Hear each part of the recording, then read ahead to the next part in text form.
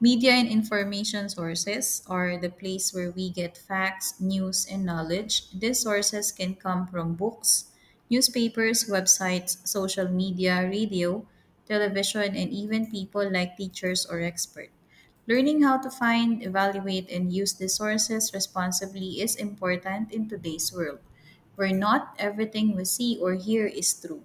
Understanding different types of sources help us become wiser, more informed, and critical thinkers. So let us talk about media and information sources.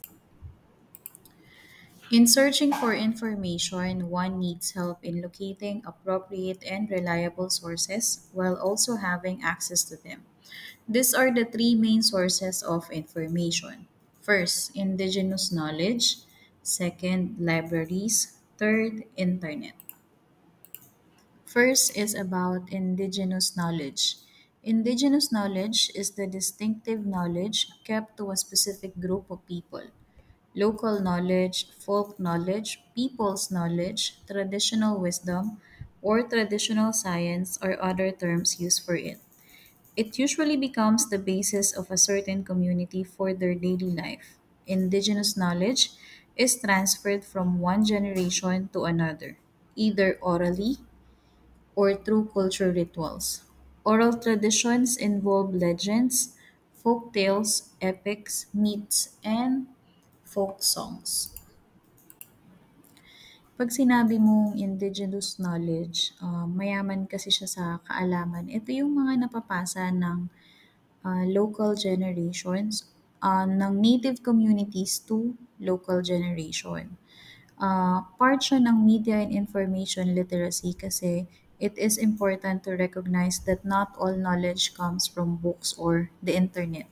Marami tayong community sa Pilipinas, marami tayong tribes. So sa kanila, nakakuha tayo ng oral stories, sa kanila din nanggaling yung traditions natin, rituals, and daily practices. Yung traditional forms of communication na to na nakuha natin from this indigenous people, this is considered as indigenous media. Kasing halaga sila ng digital or print media. Another media source is a library.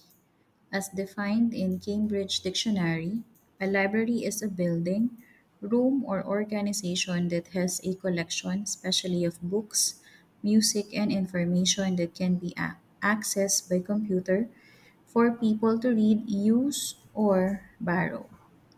So again, library. Normally, meron sa schools nito, tapos maraming books na naka-display dyan. Bukod dun sa mga books, meron din silang computer tables na naka-display sa loob ng library.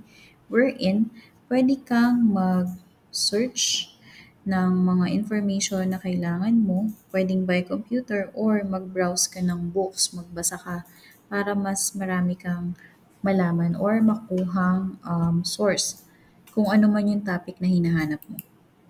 Another media source that you could use is internet. As defined in the Oxford Dictionary, the internet is a global computer network providing a variety of information and communication facilities, consisting of interconnected networks using standardized communication protocols. It transmits information stored in files or documents on one computer to another computer. So, in simple words, you use computer anywhere.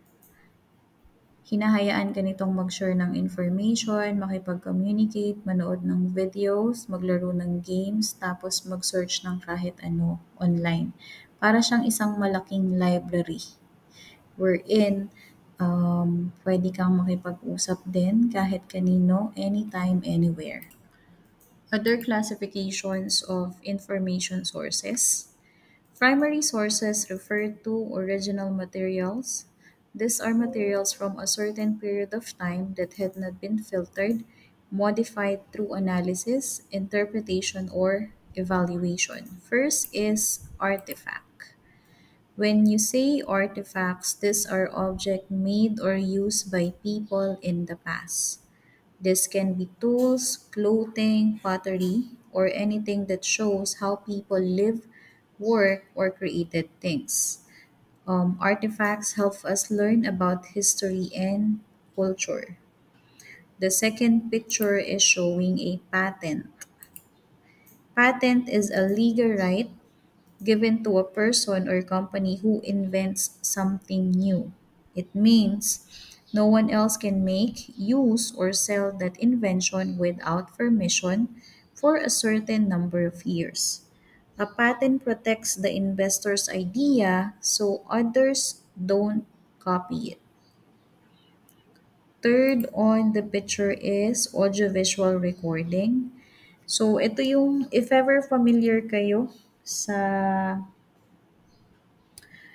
um, geography, isa siyang way para makita nyo kung ano ba yung mga nangyayari or kung ano na ba yung pinagdaanan regarding sa geography. And then, audiovisual recording, pwede rin naman yung mga films since meron tayong mga nakasulat sa libro na ginagawa ng movies ngayon. So, nagpo-provide din siya ng information. And lastly is yung diary. So, kapag diary, ito notebook siya, sinusulatan ng kung ano mang nangyari sa buhay-buhay, everyday, or kung ano ba yung it's either masaya ba siya sa araw na yun, malungkot ba siya, or kung gusto lang niyang magsulat ng mga bagay-bagay tungkol sa sarili niya. Normally, ang may diary, dati, dati ginagamit to ng mga scientists since wala pa sila sa age na pwede nilang i-capture lahat. Kumbaga, hindi pa nakikreate or nai-invent ang camera. So, ang ginagawa nila, nagsusulat sila sa isang notebook. So, kung ano na yung natapos nila for a day, kung ano ba yung na-discover nila for a day. Next is secondary sources of information. Generally written after an original product, they usually aim to give reflection or analysis. Secondary sources are materials that talk about or explain information from other sources. They are not original, but they help us understand or analyze the original information. So, tulad nung example natin dito, indexes. Index one or more individual volumes at the end of a set. Normally, nasa likod ng libro to. Second is a survey, involves the production or the product of examination or description of someone or something. So, isa din siyang example ng secondary sources of information. Next is citations and references. It is consisting of materials collected from others' works such as encyclopedia, dictionary, handbook, manual, and critical tables. Halimbawa, pag magre-reference kayo or halimbawa magre-research kayo, kapag gumamit kayo ng isang libro na may sariling author, may publication date, tapos may title, kailangan kunin niyo yung mga details na yun. Yun kasi ang magiging reference ninyo tungkol sa information na nakuha ninyo. Kahit na encyclopedia yan, dictionary, handbook, manual, or critical table, meron niyang information kung sino yung sumulat nung libro na yun. So, ilalagay niyo siya as your source para maging credible yung information na nakuha ninyo. Our next source of information is tertiary sources of information. Tertiary sources are commonly confused with secondary sources. However, tertiary sources involve information that collects and organizes primary and secondary. So, examples are bibliography.